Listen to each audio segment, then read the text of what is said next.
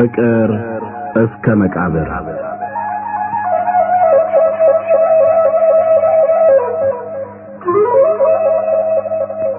ደራሲ ሐዲስ ዓለማየሁ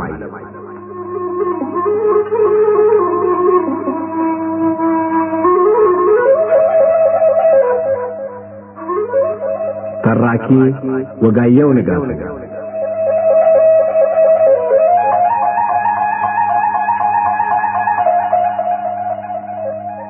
ፍቅር እስከ መቃብር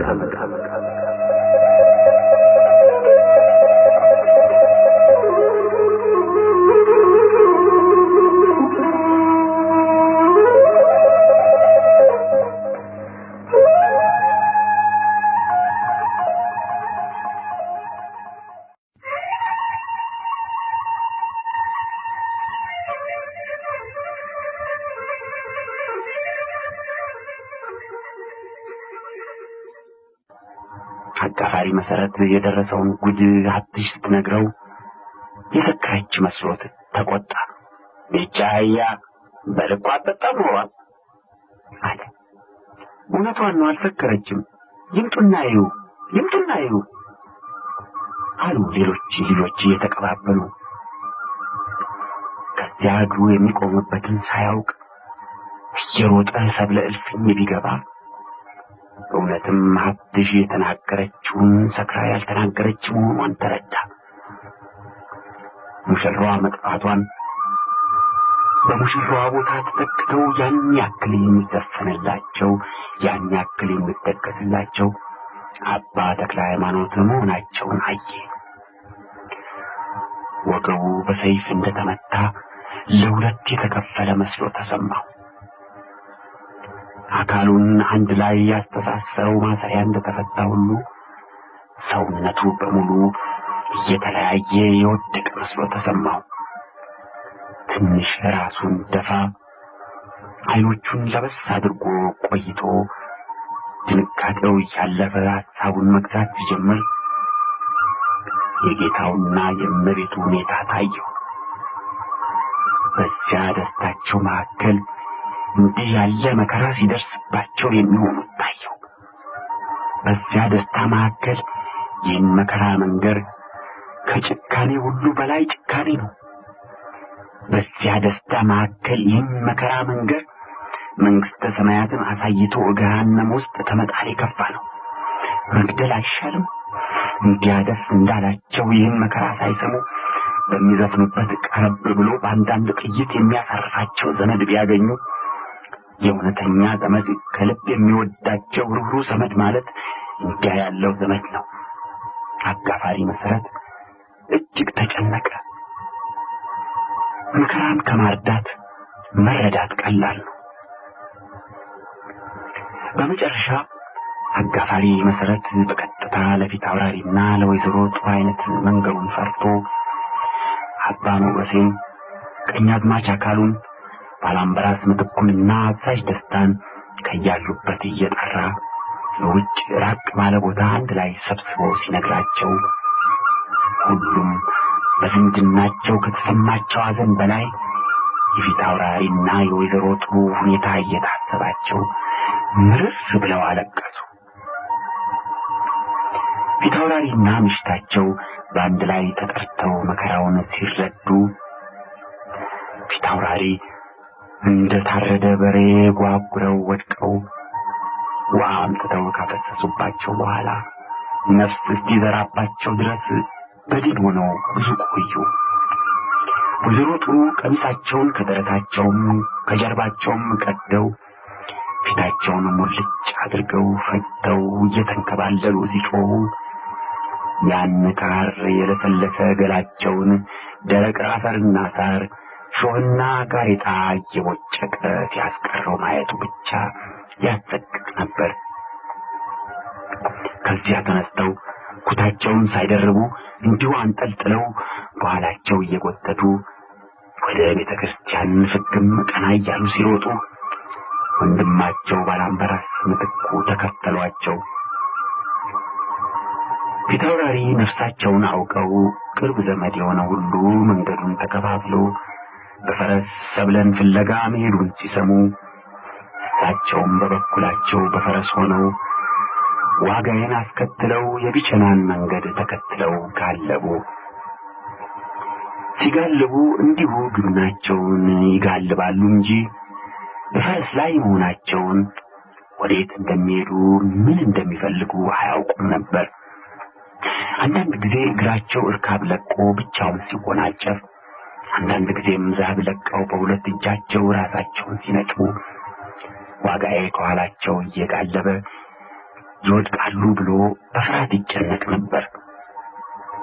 አቀበትና ቁልቁለት ላይ ዛብ ሰብሰብ አድርጎ መያዝ፣ እርካብ ተጠንቅቆ መርገጥ፣ የግልቢያን ፍጥነት ትንሽ መቀነስ የሚያስፈልግ መሆኑ በሀሳባቸው ጭራሽ አልመጣም።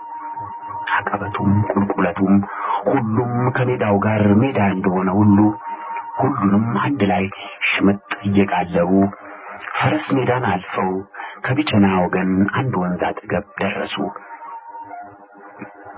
ወንዙ በክረምት ውሃ ይሞላል፣ በበጋ ግን ክው ብሎ ደርቆ ክረምት ውሃ የሚሄድበት መሆኑን ከሚያስታውስ ጥቁር አሸዋና አለት ድንጋይ በቀር የውሃ ምልክት አይታይበትም።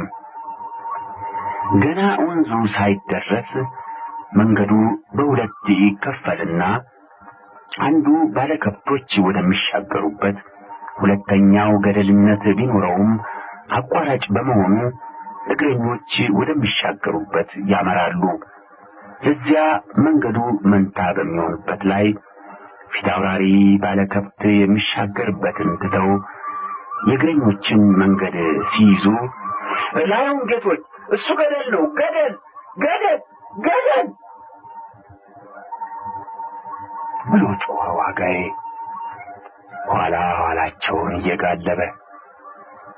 ፊታውራሪ ገደሉ አፋፍ እንደደረሱ የዋጋዬን ጩኸት ሲሰሙ ፈረሱን በኃይል በዛብ መተው ለማቆም ቻሉ። እሳቸውን ግን በፈረሱ ጀርባ ላይ ለማስቀረት የሚችል ኃይል አልነበረም። ፈረሱ ድንገት ሲቆም እሳቸው ሲጋልቡ በመጡበት ፍጥነት ከኮርቻው ላይ ተወርውረው ክረምት ውሃ በሚሄድበት አለት ድንጋይ ላይ አረፉ። የደረሰባቸውን መከራ በቅጡ ሳይሰሙ አረፉ። ሐሳባቸውን አጠቃለው በጥሞና ተቀምጠው በሚወዷት ልጃቸው ሊደርስ የሚችለው መጥፎ ነገር ሁሉ የአባት አንጀታቸውን ሳያርደው ልባቸውን ሳያቃጥለው ራሳቸውን ሳይበዘብዘው ልጄ አንጀቴ አውሬ በላሽ፣ ገደል ወደቅሽ፣ አፋኝ ሸጠሽ እያሉ ሳያመጡ ሳይጨነቁ አረፉ። በእሳቸው የደረሰው ጉድ ደርሶ ለማያውቅ ጉድ ምሳሌ ሆኖ ዘመን ሳይሽረው ርቀት ሳይወስነው ሁልጊዜ በየትም ሲተረክ የሚኖር በሕይወት መቀበርን የሚያስመርጥ መሆኑ በሙሉ ክብደቱ ሳይሰማቸው አረፉ። ጥሩ ረፍት ነው። ዋጋዬ የፊታውራሪን ሬሳ በፈረስ ጭኖ እያለቀሰ ቤታቸው ሲደርስ ከጥቂት ጊዜ በፊት የዘፈን የውካታ የደስታ ቤት የነበረው የሐዘን ቤት ሆኖ ቆየው። ወይዘሮ ጥሩ አይነት ከቤታቸው እያለቀሱ የሚቆሙበትን ሳያስተውሉ ሮጠው ወደ ቤተ ክርስቲያን እንደሄዱ እየሮጡ የቤተ ክርስቲያኑን ደረጃ ወጥተው ሲጨርሱ አፈንግጦ በቆየ ድንጋይ ላይ ቆሙና ተገልብጦ ጣላቸው። ከዚያ ባላምበራስ ምትኩን ደንግጠው ይዞ ለማንሳት ሳይችሉ ቀርተው ወይዘሮ ጥሩ ዘቅዝቀው ሲንከባለሉ የላይኛው ደረጃ እያነጠረ ለታችኛው እያቀበለ 12ቱ ደረጃ በሙሉ አንድ ላይ እንዳሴረባቸው ሁሉ ደብድቦ በታች ጣላቸው። ባላምበራስ ምትኩ ሲያነሷቸው ነፍሳቸውን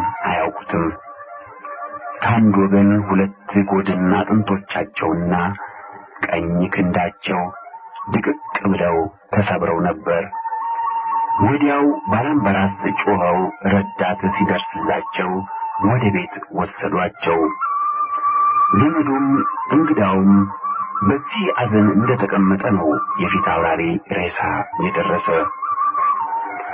ወይዘሮ ጥሩ ነፍሳቸውን ሳያውቁ ብዙ ቆይተው እግዚአብሔር የባላቸውን ሞት ለማሰማት አብረው እንደኖሩ አብረው የሚሄዱ የማይለያዩ መሆናቸውን እንዲያውቁ ለማድረግ እንደፈለገ ሁሉ ለአጭር ጊዜ ነፍስ ዘርቶባቸው ሰሙ። ወዲያው ደስ እንዳላቸው አረፉ።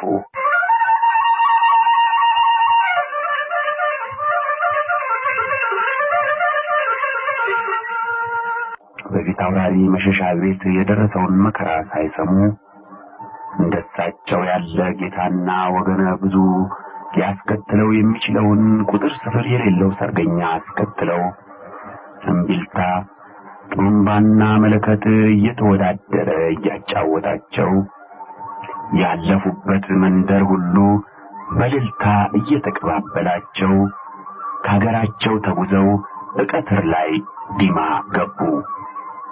በዚያ እንደደረሱ በሰርገኛ ወግ ከሙሽራዋ ወላጆችና ዘመዶች ወገን ሽማግሎች ተልከው እስኪጠሯቸው ከከተማው ውጪ የጠራ ሜዳ ፈልገው የሳቢሳ ሰራዊት መስለው ሰፈሩ። ሰርገኛው በሰፈረበት ቦታ ትንሽ እንደጠበቀ እውነትም ከሙሽራዋ ወላጆችና ዘመዶች ወገን ሽማግሎች ተመርጠው ለመጥራት ሄዱ። ብቻ ወደ ሙሽራዋ ወላጆች ቤት አይደለም፣ ወደ መቃብራቸው፣ ወደ ዘፈኑ አይደለም፣ ወደ ለቅሶ።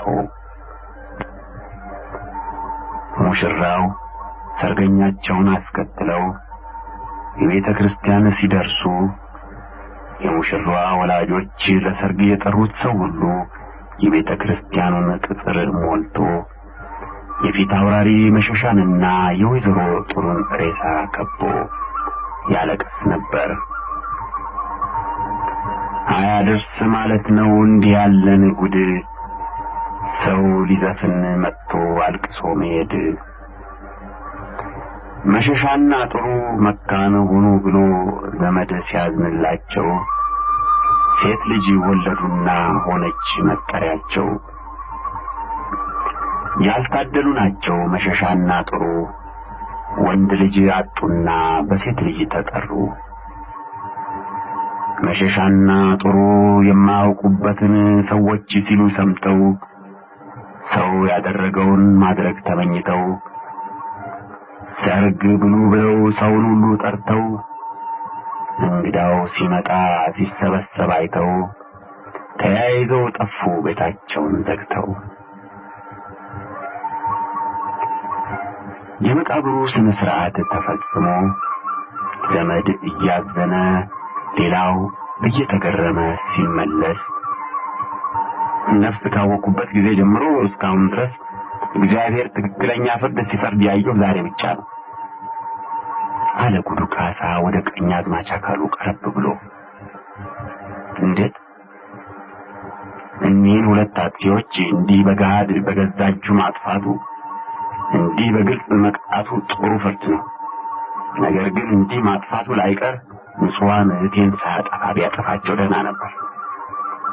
እባክህ ዝም በል፣ የሰማ ጉድ ይላል። የተናገርኩት እስከደረሰ ጉድ የበለጠ ጉድ የሚያሰኝ አይደለም። ይልቅ ሊደርስ የነበረ ሌላ ጉድ ልንገሩ። ምን? ሰብለን አንቅበራት እንጂ መቼም ሞታ ይሆናል። ስለዚህ እሷ ሞታ እነሱ አንድ ቀን እንኳ በሕይወታቸው ውለው እንዳያድሩ ምዬ ነበር። እግዚአብሔር ቀደመኝ እንጂ ዛሬውኑ ሁለቱንም እኔ ገድላቸው ነበር። አባ ለምለምኔ ሁለት ሌሊትና አንድ ቀን ጦማቸውን ጫካ ለጫካ ሲጓዙ ደክመው ከእንቅልፍና ከራብ ሌላ እንቅፋት ከመታቸውና ሾህ ከወጋቸው እግሮቻቸው የሚጎርፈው ደም ከሱቃዩ ጋር አላስኬዳቸው ስላለ ሾህ ለማውጣትና የእግሮቻቸውን ቁስል ለማሰር መቀመጥ ግድ ሆነባቸው። ስለዚህ አንዲት ትንሽ ወንዝ ሲደርሱ መንገዱን ትተው ወንዟን ተከትለው ትንሽ እንደሄዱ የአባይ በረሃ የሲኦልን ግርማ ተጎናጥፎ እስሩ የአባይ ወንዝ የአናቱና የጅራቱ መጨረሻ እንደማይታይ ዘንዶ ተጋድሞ በሚታይበት አፋፍ ደረሱ። በዚያ ከወራጁ ውሃ በፍኛቸው እያፈሱ 3-4 ጉንጭ ዋጡና አንዲት ከስር ቀጥ ብላ ወጣ ላይ ቅርንጫፏ በሰፊው የተንዘረፈፈ ለምለም ወርካ በአቅራቢያቸው ስላዩ ወደ እሷ ሄደው ስሯን ተደግፈው ቁጭ ከማለታቸው ከጠጡት ውሃ ብዙ ጊዜ የሚበልጥ ላብ ሰውነታቸውን ነከረው። ወዲያው ሾህና ጋሬጣውን ከእግራቸው ሳያወጡ ቁስላቸውን ሳያስሩ ድካም አይሉት እንቅልፍ ወይም ሞት ስሙ የማይታወቅ ነገር እንዳዚም ተጫናቸው። ትንሽ ትንሽ እየሰሙ ለመነሳት ቢሞክሩ ሰውነታቸው ከዛፏ ጋር እንደታሰረ ሁሉ መንቀሳቀስ አቃተው። ራሳቸው ብቻ 2 ጊዜ ቀና እያለ ከተመለሰ በኋላ በሶስተኛው ከዛፏ ስር ሸተት ብሎ በድንጋዩ ላይ ዘንበል ብሎ እዚያው ሲቀር ቆባቸው ሸሽጎት የሰነበተውን ላዛ ጠጉር እንደ ተፈታ ያር ነዶ በትከሻቸውና በተደገፉት ድንጋይ ላይ ዘርግፎት መሬት ወደቀ። እዚያች ወርካ ዛፍ ስር አባ ዓለም ለምኔ የተሰቀዩ እግሮቻቸውን ሰተት አድርገው ዘርግተው ወገባቸውን በወርካው ግንድ ላይ ዘና አድርገው አጠግተው አንገታቸው የተሸከመው የሐር ነዶ እንደከበደው ሁሉ ትንሽ ሰንበል ብሎ ያ የተፈታ የሐር ነዶ የመሰለ ጠጉራቸው በትከሻቸውና በተንተራሱት ድንጋይ ላይ ተመሰቃቅሎ ለምለም ከንፈሮቻቸው ለመሳቅ እንደሞከሩ ትንሽ ሸርመም አይኖቻቸው ሰርቀው ለማየት እንደሞከሩ ትንሽ ገርበብ ብለው እጆቻቸው ከላይ አንገት የደረታቸውን ከታች የባታቸውን መልካም ቅርጽ ለማሳየት እንደፈለጉ ሁሉ የለበሱትን ጥቁር ደበሎ ግራ ቀኝ ገልጠው ዛል ብለው ወድቀው ላያቸው ሁሉ ሰዓሊ ተጨንቆ ተጠቦ አሳምሮ ለስዕል ያስቀመጣቸው እንጂ እርቧቸው ደክሟቸው ተንገላተው የወደቁ መንገደኛ አይመስሉም ነበር። አባ ዓለም ለምኔ በጥቁር ደበሎ የተሸፈኑ ክንዶቻቸውን ግራ ቀኝ ዘርግተው ከሰማይ የወደቀ መልአክ መስለው ተጋድመው ሲታዩ የሰሯቸውን አምላካዊ እጆች ለማስመስገን ለዘላለም እንዲኖሩ ተጠንቅቆ የፈጠራቸው እንጂ ለአጭር ጊዜ መቃብርን ለማስጌጥና ከዚያ በኋላ እንደሌላው ሰው ለመፍረስ ለመበስበስ የተፈጠሩ አይመስሉም ነበር። እንዲያ አምረው የወደቁበትን ቦታ አሳምረው እንደተጋደሙ ቀኑ አልፎ ሌሊቱ ተተካ። መንገደኛው መነኩሴ ከሌሊቱ ተላላፊ ሁሉ ጨለማን ብቻ ጋርደው ጨለማን ብቻ እንደ ብርቱ ምሽግ በዙሪያቸው አጥረው በጨለማ ብቻ እንደሚያምኑት ዘበኛ ኮርተው ዘንተው እንቅልፋቸውን ቀጠሉ። እሱም እንደ ከዳተኞች እንዳታላዮች ሁሉ ለጊዜው ታማኝ ለጊዜው ቁም ነገራም ለጊዜው አደራ የማይበላ መስሎ እኩለ ሌሊት እስኪያልፍ ከማናቸውም ነገር ጥላ ከለላ ሆኖ ሲጠብቃቸው ቆይቶ ድንገት ጨረቃ ከምስራቅ ብቅ ስትል ጥሏቸው አጋልጧቸው ሸሸ። አባ ዓለም ለምኔ እዚያ እንደተጋደሙ የጨረቃ ብርሃን በውበት ላይ ውበት ጨምራላቸው ደግሞ ከፊተኛው አምረው ደግሞ ከፊተኛው የበለጠ አጊጠው ከሌሊት ተላላፊ ባለድሉን ሲጠባበቁ ጅብ ከአንድ ወገን ተኩላ ከሌላ ወገን መጡ። መጀመሪያ ሁለቱም የዛፍ ስር ሙሽራቸውን እንጂ እርስ በርሳቸው አልተያዩም ነበር። በኋላ ብቻ ከያሉበት ወደፊት ቀረብ ሲሉ ተያዩና በመቀናናት ጥል ሲጀምሩ ከነሱ የበለጠ ኃይለኛ ባጠገባቸው ስላዩ ለየራሳቸው ፈርተው ወደ የመጡበት ሮጡ። ወዲያው የተኙት መነኩሴ ከእንቅልፍ ወደ ንቃት መመለስ ሲጀምሩ፣ ነገር ግን ገና በእንቅልፍና በንቃት መካከል እንዳሉ ዓይናቸውን ገለጥ ቢያደርጉ እዚያች ወርካ ስር ገደም ብለው ተቀምጠው ከበታቻቸው የአባይ በረሃ፣ ወንዙ፣ የማዶ ተራራና መንደሮች፣ ዛፎች ሳይቀሩ በጨረቃ ብርሃን ልቅም ብለው ታዩአቸውና ለጊዜው ሕልም መሰላቸው። ነገር ግን ትንሽ በትንሽ እንቅልፉ አልፎ በሙሉ ሲነቁ ትናንት እዚያች ዛፍ ስር መጥተው ሲቀመጡ የደረሰባቸው ሁሉ ከመጀመሪያው አንድ ባንድ ትዝ እያላቸው ሄደና ሕልም አለመሆኑን አወቁ።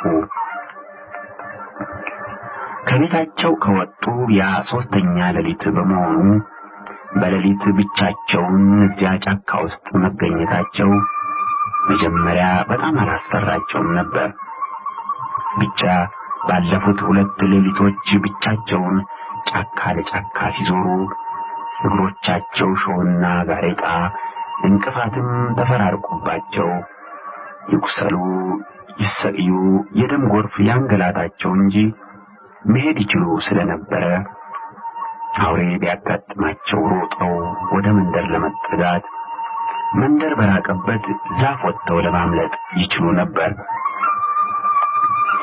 ዛሬ ግን እኒያ ሲሰቀዩ የሰነበቱ እግሮች እንኳንስ እሳቸውን ተሸክመው ሊሮጡ እሳቸው ሊሸከሟቸው እንደማይችሉ ሆነው ስላበጡ የሰይጣን ጆሮ አይስማና አውሬ ቢመጣ እንደተቀመጡ የአውሬ ራት ከመሆን በቀር ሮጠው ለማምለጥ ትንሽ እንኳን የተስፋ ጮራ አልታያቸዋልና ፍርሃት ገባቸው። ይህን ሐሳብ ረስተው ሌላ የሚያበረታታ ነገር ለማሰብ በሞከሩ ቁጥር ሌላውን ሁሉ እያባረረ እሱ እየተመለሰ እየመጣ ስላስቸገራቸው አምላካቸውን ይጠሩ ጀመር። አምላኬ እባክህ ጠብቀኝ፣ 3 ደቂቅም ከሰዓት ዳንኤልን ከግብረ አናብስት ያዳንክ አምላክ እባክህ አድነኝ። አምላኬ ምሕረት መላእክተኛ ላክልኝ አሉና መልከ ኢየሱስ ለመድገም ለዝክረ ስምከ ሲሉ በፊታቸው 20 ሜትር ያክል ራቅ ብላ የነበረች ትንሽ ቁጥቋጦ ከብዳ ታየቻቸው። ወዲያው መልከ ኢየሱሳቸውን አቋርጠው ዓይኖቻቸውን አሻሹና እንደገና ቢገልጡ ያ ቁጥቋጦ ውስጥ ከብዶ የታያቸው ነገር የሚንቀሳቀስ መሰላቸው። እንደገና ዓይኖቻቸውን አሻሽተው ቢገልጡ ያ የሚንቀሳቀስ ነገር ቀስ እያለ ወደ እሳቸው ሲመጣ አዩት። 1 ወይም 2 እርምጃ ወደፊት ይራመድና ቆሞ ወደ እሳቸው ይመለከታል። ከዚያም እንደገና 1 ወይም 2 እርምጃ ይራመዳል። እንዲህ እየተጠነቀቀ ዙሪያ ገባው አማን መሆኑን እያስተዋለ ቀረብ ሲል ከአናት እስከ ጅራቱ ጥርት ብሎ ታያቸው። እግዚአብሔር መልአከ ምሕረቱን እንዲልክላቸው ቢለምኑት ያለመኑትን መልአከ መቅሰፍቱን ላከላቸው። ነብር አሉ አባ ዓለም ለምን ቀስ ብለው። ነብር አሉ እንደገና። ከዚያ በኋላ አንደበታቸው ታሰረ። ልባቸው እንደተቃጠለ ሻማ ቀልጦ በውስጣቸው የፈሰሰ መሰላቸው። ሙሉ አካላቸው ቆርጦ ለፀሐይ እንደሰጡት ለጋ ተክል ዛለ። አእምሯቸው ድንዝዝ አለ። ዓይኖቻቸው እንቅልፍ እንደከበዳቸው ሲስለመለሙ አንዱ ነብር 2 እየሆነ ይታያቸው ጀመር። ለመጮህ እየሞከሩ የሚበቃ ትንፋሽ አጡ። ነብሩ እንዲህ ቀስ እያለ ተጉዞ አባ ዓለም ለምን ያሉበት ለመድረስ ትንሽ ሲቀረው ቆም ብሎ ያጉረመረመ እሳቸውን ትንሽ ተመለከተና ከዚያ አይኖቹን ወደ ወንዙ አተኩሮ ይመለከት ጀመር። መነኩሴውም የመጀመሪያው የፍርሃት ሰመመን እንደማለፍ ብሎላቸው አእምሯቸውን መግዛት ሲጀምሩ አይኖቻቸውን ሲፈሩ ሲቸሩ ገለጥ ቢያደርጉ ነብሩ ሽንጡን ለሳቸው ሰጥቶ ፊቱን ወደ ወንዙ አዙሮ እየተመለከተ ጅራቱን በቀስታ ከወዲህ ወዲያ ከወዲያ ወዲህ ሲያወዛውዝ አዩና ቀስ ብለው ነብሩ ወደሚመለከትበት አይኖቻቸውን ቢልኩ ከወንዙ ወዲህ ማዶ የሳር ክምር በራሱ የተሸከመ የሚመስል ነገር ቆሞ አዩ። ምንም እንኳ የአንበሳን ስም እንጂ መልኩን አይተው ባያውቁም እንዲሁ በግምት አዲስ መጪው እሱ መሆኑን አወቁ። ሁለቱ ጎበዞች 20 ሜትር ያክል በሚሆን ርቀት ቆመው ትንሽ ከተፋጠጡ በኋላ አንበሳ ቀስ ያለ አንድ ወይም ሁለት እርምጃ ወደፊት ሲራመድ ነብር ያንኑ ያክል ወደ ኋላው ማፈግፈግ ጀመረ። እንዲሁ አንበሳው ወደፊት ሲራመድ ነብር በዚያው መጠን ወደ ኋላ ሲያፈገፍግ፣ ቆመው ትንሽ ሲፋጠጡ ነብር ሲያፈገፍግ አንበሳ በዚያው መጠን ሲከተል እየተጠባበቁ ከዓይናቸው ሲጠፉ አባ ዓለም ለምኔ ያ እንደተቃጠለ ሻማ ቀልጦ የፈሰሰ ልባቸው ኃይሉን እንዴት እንዳጠራቀመ እኒያ ከተዘረጉበት ለማጠፍ አስቸግረው የነበሩ እግሮቻቸው እንዴት ተነስተው እንደቆሙ ሳይታወቃቸው እንደ ብርቱ እንደ ጤናማ ሮጠው ዛፉ ላይ ለመውጣት ቢሞክሩ ግንዱ ወፍሮ መታቀፍ ስላልቻሉና ያበጡ እግሮቻቸው መቆንጠጥ ስላቃታቸው ተንሻተው ወደቁ። እንደገና ለመውጣት ሲሞክሩ ተመልሰው ሲወድቁ ሲነሱ ሲወድቁ ዛፉ ከላጠውና ጋሬጣ ከወጋው ገላቸው እዚያ ወርካ ስር የፈሰሰው ደም ሲታይ በደም ስራቸው አንድ ጠብታ የቀረ አይመስልም ነበር። በመጨረሻ ተስፋ ቆርጠው ማልቀስ ሲጀምሩ አንዲት ከትልቋ ዋርካ አጠገብ ለብቻዋ በቅላ ላይ ከትልቋ ዋርካ ቅርንጫፍ ጋር የተገናኘች ቀጭን ዛፍ አዩ። ወዲያው እየሮጡ ሄዱና እሷን አቅፈው በልባቸው እየተሳቡ ወጥተው ዋርካው ቅርንጫፎች መካከል ሲደርሱ ከዚያ እንደምንም ብለው ወደ ዋርካዋ ቅርንጫፎች ተላልፈው ለመቀመጫም ለእግሮቻቸውና ለራሳቸው ለወገባቸው መደገፊያም የሚሆኑ ቅርንጫፎች ባሉበት ሄደው ሲቀመጡ ራሳቸው መዞር ጉልበታቸው መንቀጥቀጥ ጀመረ። ለትንሽ ጊዜ አእምሯቸው ደንዝዞ ቆይተው ነፍስ ሲገዙ ሰውነታቸው ሁሉ በቀዝቃዛ ላብ ተጠምቆ አገኙት።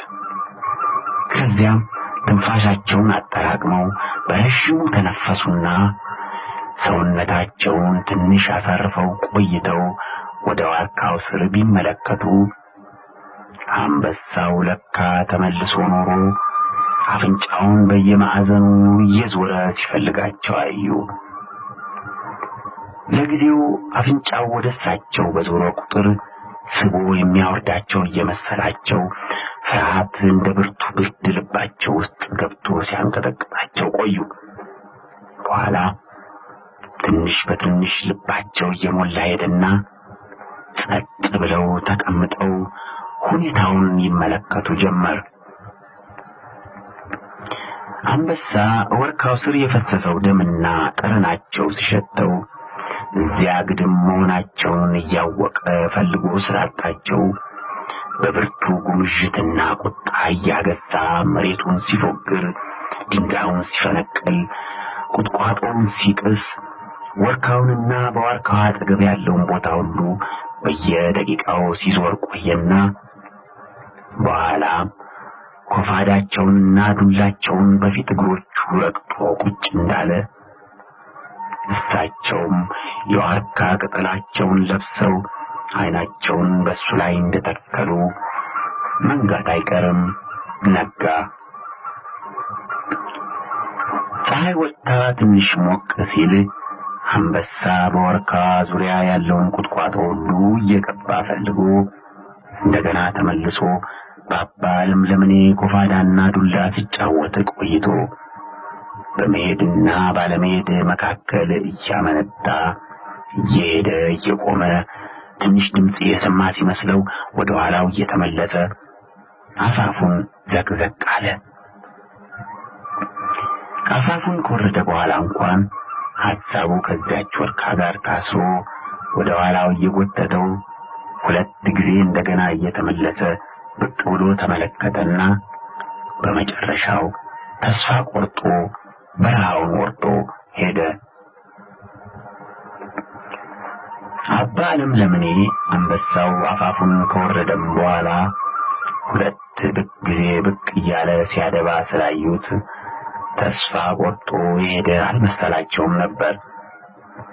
ነገር ግን ብዙ ጊዜ ቆይቶ በሩቁ ሲያገሳ ስለሰሙት መሄዱን አረጋገጡ። ምስጋና ላንተ ይሁን፣ የቸርነትህ ቁጥር ስፍር የሌለው አምላክ ምስጋና ላንተ ይሁን አሉ። አንበሳ እሳቸውን አገኛለሁ ብሎ ሲጠባበቅ ያደረበትን የወርካ ስር ዘቅዝቀው እየተመለከቱ ብቻ እንዲህ እግዚአብሔርን እያመሰገኑ መሬቱን ዘቅዝቀው በተመለከቱት መጠን ያ አንበሳ ተቀምጦበት ሳለ በጣም ቅርብ ሆኖ ይታያቸው የነበረ ያ አንበሳ ወደ ላይ በተመለከተ ቁጥር ከቅርበቱ የተነሳ ዘሎ የሚያወርዳቸው እየመሰላቸው ሲፈሩት የነበረ መሬት አሁን ሩቅ ሆኖ ታያቸው። እንዴት ወርዳለሁ? ትናንት እንዴት ወጣሁ? አሉ በመፍራትም በመገረምም። ትናንትስ እኒያ ወሬያቸው ብቻ የሚያስደነግጠው የሚያንቀጠቅጠው አንበሳና ነብር በአካል በገሃድ አፋቸውን ከፍተው ጥርሳቸውን አስልተው ሊከፋፈሏቸው ሲሽቀዳደሙ ፍርሃት መሰላል ሆኖ ያን መርገጫ መጨበጫ የሌለው ዛፍ አወጣቸው። ዛሬ ግን እሱ የለም። እውነት እንዴት ይወርዱ ይሆን? የሚወርዱበት ዘዴ ቅጡ ጠፍቷቸው ሲቸገሩ ቆዩና እስቲም ቤት የመንገድ ብትመራኝ ውዳሴ ማርያም ልድገም አሉና ጀምረው የሰኞዋን ለመጨረስ ብርሃን በአማን ዘያበርህ ለኩሉ ሰብ ሲሉ አይጉድ እዚህ ዛፍ ስራው ላይ ሰው በልቶ አድሯል። አየህ ደግሞ ኮፋዳውና ሽመሉም ያው እዚያ ወድቋል። ተማሪ ኖሯል አለ አንድ ድምፅ። አውሬ ቢበላውማ ትንሽ ፍርፋሪ ይቀር ነበር፣ ሰው ገሎ ቀብሮት ነው እንጂ አለ ሌላ ድምፅ።